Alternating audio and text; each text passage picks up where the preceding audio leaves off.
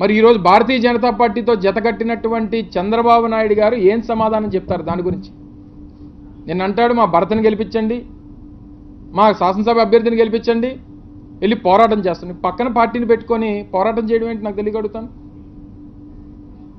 ఆ నిర్ణయం తీసుకున్నటువంటి రాజకీయ పార్టీని పక్కన పెట్టుకొని తిరిగి ఆ ప్రైవేటీకరణ నిర్ణయాన్ని మేము వెనక్కి తీసుకుంటామని చెప్పించడం మానేసి వీళ్ళకి ఓట్లేస్తేనట వెళ్ళి పోరాటం చేస్తారట. స్టాండ్లో ఎక్కడా కూడా తేడా లేదు. మొదటి నుంచి ఆ పోరాటానికి మద్దతు ఇస్తుంది వైఎస్ఆర్ కాంగ్రెస్ పార్టీ.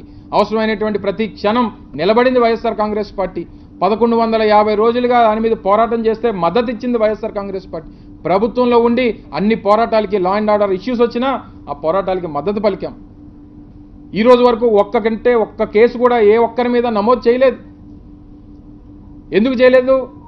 ఆ పోరాటానికి మద్దతు పార్టీ ఇస్తుంది కాబట్టి, ప్రభుత్వంలో ఉన్నాం కాబట్టి, ఆ రోజు అసెంబ్లీలో తీర్మానం చేశాం కాబట్టి, ఆ రోజు కనీసం అసెంబ్లీలో తీర్మానం చేసినప్పుడు కూడా ఆ రోజు ఉండకుండా బయటికి వాకౌట్ చేసి వెళ్ళిపోయింది తెలుగుదేశం పార్టీ. ఆ రోజు అసెంబ్లీలో ఏం సమాధానం చెప్తారు ప్రజలకి? ఈరోజు తిరిగి ఓట్లేస్తే ఏం చెప్తావు? రేపు నిజంగా తెలుగుదేశం పార్టీ అభ్యర్థికి ఓట్లేస్తే ఏం చెప్తావు? సార్ ప్రైవేటీకరణ చేసుకోమని చెప్పి గాజువాక నియోజకవర్గ ప్రజలు ఆమోదం తెలిపిస్తారండి, మీరు చేసేసుకోవచ్చు అని చెప్తావు. నీ సంగతి తెలీదా? ఏ రకంగా ప్రత్యేక హోదాను తాకట్టు పెట్టావో ప్యాకేజ్ కోసం, నీ కాంట్రాక్టుల కోసం పోలవరం ఏ రకంగా తాకట్టు పెట్టావు, ఇవన్నీ గతంలో ప్రజలు చూశారు.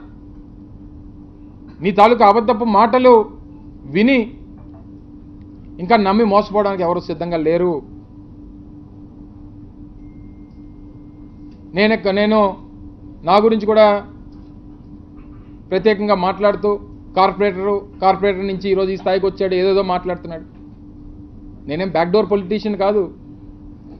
ఈరోజు అదే గాజువాక నియోజకవర్గంలో పుట్టి పెరిగి దాదాపు 60 సంవత్సరాలుగా ఆ ప్రాంతంలో నాయకత్వం చేస్తున్నటువంటి కుటుంబం నుంచి వచ్చా.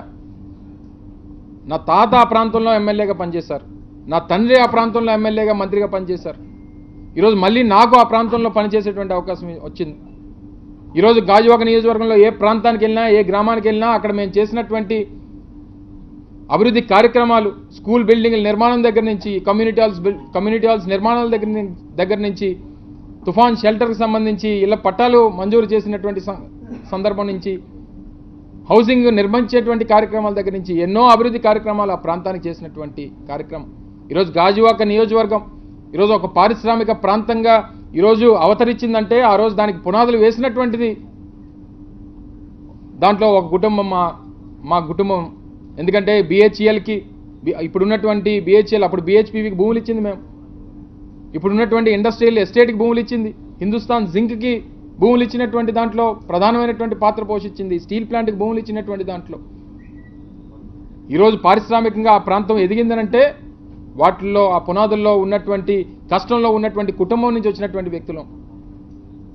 నీలాగా నీ కొడుకులాగా వెన్నుపోటు పొడిస్తే మేమేమి మా మంత్రులను ఎమ్మెల్యేలు అయిపోలేదు, లేకపోతే నీలాగా వెన్నుపోటు పొడిస్తే ముఖ్యమంత్రులు అయిపోలేదు, లేదా నీ కొడుకులాగా నువ్వు ముఖ్యమంత్రి కాబట్టి నీ కొడుకుని తీసుకుని వచ్చి మంత్రిని ఎలా ఏ రకంగా చేసుకున్నావు ఆ రకంగా అయిపోలేదు. కష్టపడి పనిచేసి గ్రాస్ రూట్ లెవెల్ నుంచి కష్టాన్ని, బాధల్ని, ఇబ్బందుల్ని, సమాజం పడుతున్నటువంటి ఇబ్బందుల్ని, సొసైటీకి కావాల్సినటువంటి అవసరాలని గుర్తించి ఈరోజు రాజకీయాల్లోకి వచ్చి ఈరోజు ఈ స్థానానికి వచ్చాం. ఈరోజు ఇవన్నీ మర్చిపోయి ఏది పడితే అది మాట్లాడేస్తావు. నీ కొడుకేమో ఒక రకం, నువ్వు ఒక రకం, ఏది పడితే అది మాట్లాడతారు. ఈరోజు BHPV ఆ రోజు విలీనం అయిపోతుంటే 99, 2004 మధ్యలో దాన్ని అమ్మేద్దామని చెప్పి ప్రయత్నం చేస్తే కాపాడింది రాజశేఖర రెడ్డి గారు. మా ఇంటి పక్కన ఉన్నటువంటి జింక్ని అయితే ఆ రోజు అమ్మేశావు. ఆ రోజు NDA కన్వీనర్, దేశానికే NDA కన్వీనర్ నువ్వు. మరి ఆ రోజు ఏం చేసావు? డిజిన్వెస్ట్మెంట్. ఆ రోజు కూడా స్టీల్ ప్లాంట్ డిజిన్వెస్ట్మెంట్ అయిపోతుంటే ఆఖరి నిమిషంలో కాంగ్రెస్ పార్టీ ఆ రోజు రాజశేఖర రెడ్డి గారు ఆ రోజు రావడం, ఆయన ముఖ్యమంత్రిగా కాపాడినటువంటి పరిస్థితులు. షిప్ యార్డ్ని కాపాడింది రాజశేఖర రెడ్డి గారు. ఈ ప్రభుత్వ రంగ సంస్థల్ని కాపాడినటువంటి చరిత్ర రాజశేఖర రెడ్డి గారి కుటుంబానికి ఉంది. మళ్ళీ రేపు స్టీల్ ప్లాంట్ కూడా కాపాడేటువంటి కార్యక్రమం కూడా జగన్మోహన్ రెడ్డి గారు మాత్రమే చేయగలరనేటువంటి విషయాన్ని కూడా తెలియజేస్తా ఉన్నా. సో ఇవన్నీ పెట్టుకొని ఇంత ఘన చరిత్ర నీకు ప్రభుత్వ రంగ సంస్థలకు సంబంధించి నీకు చరిత్ర ఉంది. 99 నుంచి 2004 మధ్యలో 55 ప్రభుత్వ రంగ సంస్థల్ని ప్రైవేటైజ్ చేసినటువంటి చరిత్ర చంద్రబాబు నాయుడు. ఆల్విన్ షుగర్స్, నిజాం షుగర్స్ కానీ, ఆల్విన్ కానీ, రిపబ్లిక్ ఫోర్జ్ కానీ, ఇలా రకరకాలైనటువంటి కంపెనీలు ఉన్నతమైనటువంటి స్థానాల్లో ఉన్నటువంటి ఏదైతే ప్రభుత్వ రంగ సంస్థల్ని అమ్మేసినటువంటి చరిత్ర. నువ్వేం చెప్తావు? నీకు ఏ రికార్డు ఉంది, ఏ ట్రాక్ రికార్డు ఉంది? ఇంకో పలానా ప్రభుత్వ రంగ సంస్థని కాపాడినటువంటి ట్రాక్ రికార్డు ఒకటి చూపించు. నువ్వు వచ్చి ఈరోజు స్టీల్ ప్లాంట్ గురించి నువ్వు ఏదో ముసలి కన్నీరు కారిస్తే ఎవరు నమ్మడానికి సిద్ధంగా లేరు. సో ఇవన్నీ కూడా దయచేసి గమనించమని చెప్పి కోరుతా ఉన్నాం.